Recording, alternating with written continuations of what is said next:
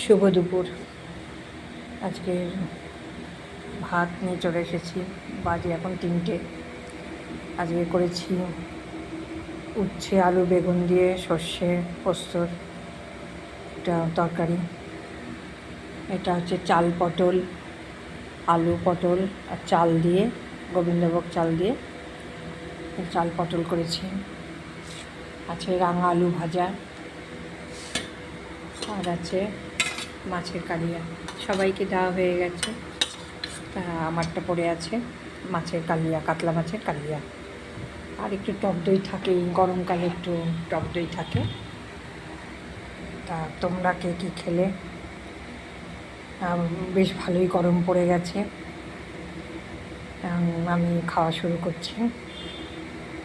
আর গরমকালে তিতোটা সবসময় দরকার লাগে। তিতো এই সময় তোমার সজনে ডাঁটা, সজনে ফুল, আম ডাল বা আমের কোনো আইটেম, চাটনি, এগুলো খাওয়া খুব দরকার এই সময়। এটা হচ্ছে পক্সের সময়, আর পক্সের সময় সবসময় এই ধরনের জিনিস খেয়ে হয়তো কিছু হয় না, তবুও এগুলো খেতে হয়। সিজনের যে কোনো সিজনের সেই জিনিসটা খেলে সেটা উপকার লাগে। আমরা ভাবি হয় না, কিন্তু সবজির একটা গুণ আছে, আমি অন্তত বলবো।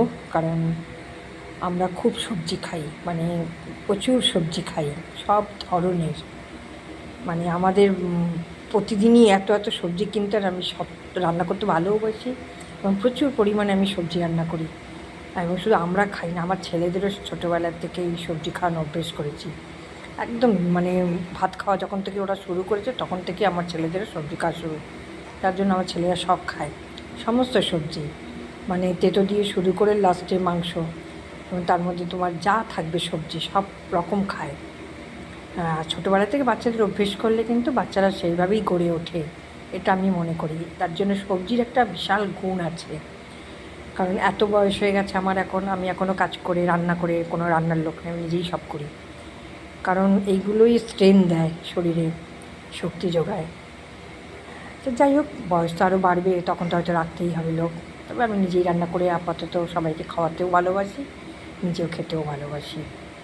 ঠিক আছে বন্ধুরা, একটু বেশি বলে ফেললাম।